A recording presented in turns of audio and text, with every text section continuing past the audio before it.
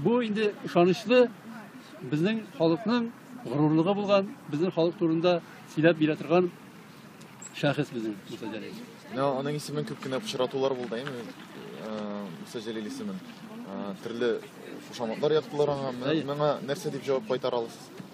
Менә ул пычраткан кешеләр үзләре шундый хәлдә халык арасында иде һәм алар кем булырлар иде икән. Менә шундый җавап бирәсе килә минем. Чөнки һәр кешегә дә булай гына тормыш гади генә түгел, төрле ситуацияләрдә калырга мөмкин. Һәр кешедә, әйме, безнең илдә әйтәләр бит, ат күрми, ат сумый, низарикайсы дип, әйме.